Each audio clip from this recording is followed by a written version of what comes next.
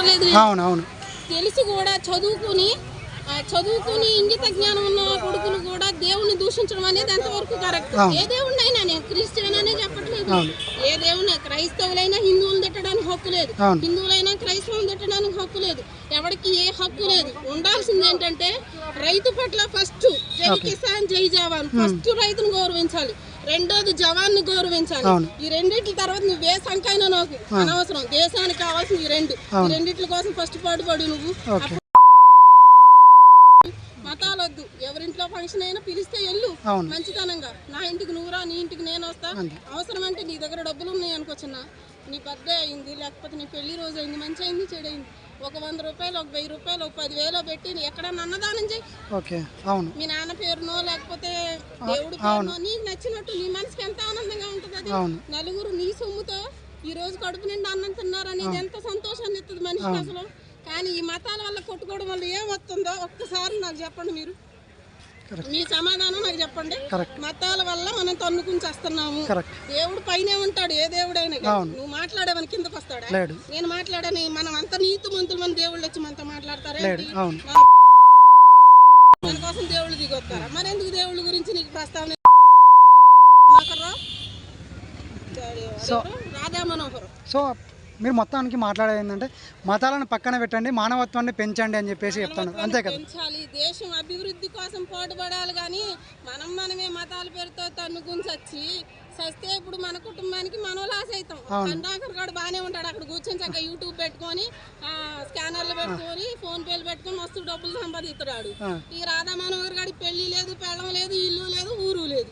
ఆయన ఎవడు పట్టించుకుంటారు చెప్పు? వాడు సత్తే అంతా బతికితే అంత భూమికి అని భారమా? రేషన్ బియ్యం మిగిలితే వాడు చచ్చిపోతావు 5 కేజీలు.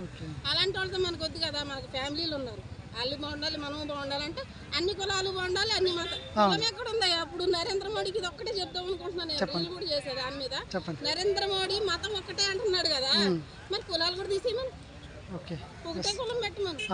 మతాలు వద్దు, మతాలు ఒకటే మతం, ఒకటే కులం తీసే. ఎస్టీ, ఎస్సీ, బీసీ అన్ని, గరీబు, పెద్ద పెద్ద వర్గాలు, రెడ్డి, కాపు, కమ్మ ఇవన్నీ తీసేయి. మొత్తం ఎస్టీ పెట్టమని, ఎస్టీ పెట్టమని, మొత్తం ఎస్సీ ఎస్టీ పెట్టమని. అప్పుడు చూద్దాం. మరి ఎందుకు అడిగి అది అవ్వదు. అవ్వనప్పుడు మతాలను ఎందుకు రెచ్చగొట్టడం? నీ వయసు అయిపోయింది, మినిమం నరేంద్ర మోడీకి ఒక 80-85 వచ్చి ఉంటాయి నాకు తెలిసి. నీకు అంతా అయిపోయింది.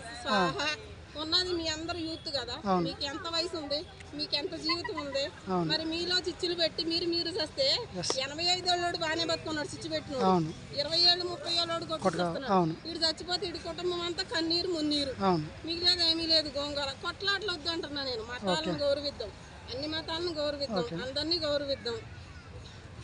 ఇదేంటి మనకి చేతనైతే మంచి చేద్దాం, మంచి నీకు చేతనైతే చెయ్యి. నిన్ను ఎవడో బలవంతం చేయడు. నీకు 100 రూపాయలు, నేను 10 రూపాయలు ఎవరికైనా పక్కన వాళ్ళకి, లేదంటే నీకే సాలపోతే నువ్వు గమ్ముకుండు అంటే. ఎవరిని కెలపు పెట్టి స్విచ్లు పెట్టకు, అర్థమవుతుందా? ప్రతి విషయంలో కూడా ముందు రైతును గౌరవించడం నేర్చుకోండి, జవాన్ని గౌరవించడం నేర్చుకోండి. నేనైతే నాకు రోజు తప్పనమాట మనసులో, అసలు కాలం ఎట్టిపోతుంది వీళ్ళు ఇచ్చే అడ్వైజుల వల్ల. చిన్నపిల్లలు మళ్ళీ ఇంకోటి ఇన్స్టాగ్రామ్ అనేది ఒక అద్భుతమైన ప్లాట్ఫామ్, అది అందరి కోసం. ఇప్పుడు మీరు అందరు యూట్యూబ్ల మీదే కదా, దాని మీదే కదా మీరు పరిగెడుతున్నారు. ఎందుకు పరిగెడుతున్నారు? మీ జీవనాధారం కదా. అలాంటప్పుడు దాన్ని ఎలా మనం చూసుకోవాలి? ఒక దేవత లాగా చూసుకోవాలి. మన కోసం మనకు అన్నం పెట్టే అన్నపూర్ణేశ్వరి లాగా మనం చూసుకోవాలి. చూడకుండా ఎలాంటి గలీజ్ వీడియోలు పెడుతున్నారు ఆడవాళ్ళు మగవాళ్ళు ఇద్దరిని అంటున్నా నేను. కూడా బట్టలు లేకుండా ఏ రకంగా చేస్తున్నారు వీడియోలు. ఒక్కడన్నా కండి కర్ణాకర్ సుగ్రాం గాడు గుడ్డలు కూడా తీసుకుంటారు మన రోడ్డు మీద ఫాల్తులు. ఆడవాళ్ళు ఈ రకంగా వీడియోలు తీసి, చిన్న పిల్లలండి, బుడ్డ పిల్లలకి తల్లులు మాట వింటలేదని ఫోన్లు ఇచ్చేస్తారు. ఆడుకుంటారు కదా, పని చేసుకోవచ్చు అని. అప్పుడు ఏ వీడియోలు వస్తాయి? వాడికి ఏం తెలుసు? ఇలాంటివి అయితే పట్టించుకోరే. ఆడపిల్లల మీద అత్యాచారాలు జరుగుతున్నాయి, ఎంతమంది చనిపోతున్నారు. ఒక్కడికని న్యాయం చేసినోడు ఉన్నాడా? ఈ పట్టించుకున్న కొడుకులకి ఎందుకండి పదవులు ఇస్తారు?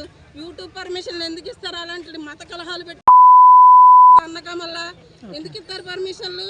మీరు యూత్ అండి, మీ మీద బోల్డంత భవిష్యత్తు ఉంది.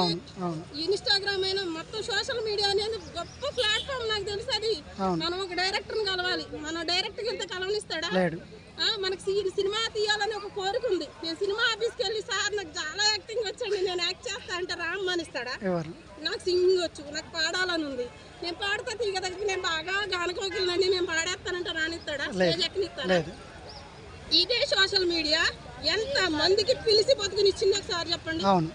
ఎంతమంది టాలెంట్ని గుర్తించి ఎంతమంది మనలాంటి నిరుపేదలు అందరూ కూడా గరీబోలే ఉన్నారు ఇందులో అంతా. మిడిల్ క్లాస్ వాళ్ళే టాలెంట్ ఉంది కానీ మీకు ప్రోత్సహించే వాళ్ళు లేడు. డైరెక్ట్ వాళ్ళ దగ్గరికి వెళ్తే తొక్కేస్తారు తప్ప ఎదగనీరు. మన టాలెంట్ ని మనం ప్రూవ్ చేసుకుంటే మన టాలెంట్ ని గుర్తించి ఎంత మందికి జీవితాలు వచ్చినాయి ఇందులో, ఎంత మంది బాగుపడ్డ వాళ్ళు ఉన్నారు. ఎన్నో కుటుంబాలు కాళ్ళు చేతులు ఇరిగిపోయిన వాళ్ళకి యూట్యూబ్ ద్వారా లేకపోతే ఫేస్బుక్ ద్వారా లేకపోతే ఇన్స్టాగ్రామ్ ద్వారా వాళ్ళ భార్యను ఆదుకోవడానికి పిల్లలను ఆదుకోవడానికి ఎంతో మంది సాయం చేసిన వాళ్ళు లేరా? సోను సూద్ గారు దేవుడు, ఆయనది తాగి పట్టుకుని అందరూ. సోను సూద్ గారిది తాగమనండి బుద్ధి వస్తుంది.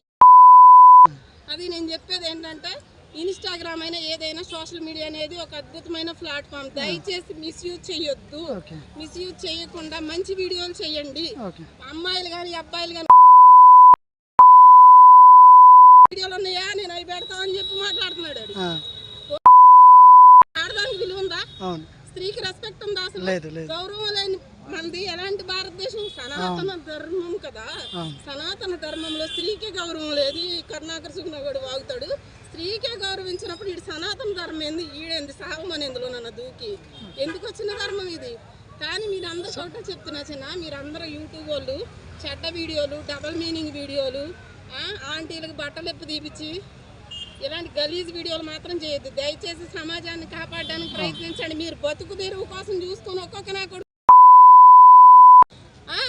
యూట్యూబ్ లంచా కొడుకులు వ్యూస్ కోసం డబల్ మీనింగ్ డైలాగులు లేకపోతే ఫ్రాంక్ వీడియోలు, ఆంటీని తీసుకొచ్చి అక్కడెక్కడ పార్కులు అమ్ముడు తిప్పుకుంటా ఆ ఫ్రాంక్ వీడియోలు, ఇవి చూసి ఏం బాగుపడద్ది? సమాజానికి మీరు ఏం మెసేజ్ ఇస్తున్నారు అది చెప్పండి ఒకసారి.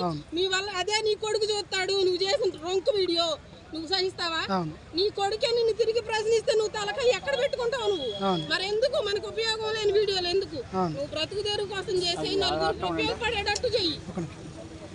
నలుగురు పనికొచ్చే వీడియోలు చెయ్యి. నువ్వు బతుకు, అందరూ బతుకుతారు. అర్థమవుతుందా? దయచేసి మాత్రం ఫ్రాంక్ వీడియోలు చేయొద్దు. అడ్డమైన వీడియోలు చేసి యూట్యూబ్ వ్యూస్ కోసం ప్రతి ఒక్కరికి గుడ్డలోడు తీపిచ్చే వీడియోలు చేయొద్దు. ఇన్స్టాగ్రామ్ లో ఆడవాళ్ళకి చెప్తున్నా, మగవాళ్ళకి చెప్తున్నా, ఎవరు కూడా బట్టలు లేకుండా మీ ఇష్టం వచ్చినట్టు ఎక్స్పోజింగ్లు. ఇన్స్టాగ్రామ్ ఉన్నది మన ప్రతిభను బయట పెట్టుకోవడానికి మాత్రమే, అంతేగాని మన అవయవాలను చూపించడానికి కాదు, జనాల్ని నాశనం చేయడానికి కాదు. దయచేసి నా మాట విని మీరందరూ మారితే బాగుంటుందని యూట్యూబర్స్ అందరికీ నేను మనవి చేస్తున్నాను. నేనేమైనా తప్పుగా మాట్లాడుంటే మీ ఇష్టం వచ్చిన పెట్టుకోండి కామెంట్లో. Don't care. ఓకే అమ్మ, లాస్ట్గా ఫైనల్గా ఒకటి ఏంటంటే ఇప్పుడు మీరు చెప్పేది ఏంటి? మానవత్వాన్ని తెలుసుకోండి. సో మనుషుల మధ్య చిచ్చు పెట్టకండి. అండ్ ఫస్ట్ ఒక రైతుని రెస్పెక్ట్ చేయండి, జవాన్ని గుర్తించండి అని చెప్పేసి ఇవే మెయిన్గా చెప్తుంది. అవినీతి ఉండొద్దు, ఏది చేసినా నీతిగా చేసుకోండి, రైతును గౌరవించండి, జవాన్ని గౌరవించండి, ప్రభుత్వాన్ని గౌరవించండి, అందరినీ గౌరవించండి. చేసే వీడియోలు మంచిగా చేయండి. మీరు అన్నం తినండి, నలుగురికి అన్నం పెట్టండి. నేను చెప్పదలుచుకున్నది. ఓకే, థ్యాంక్ యూ అమ్మా.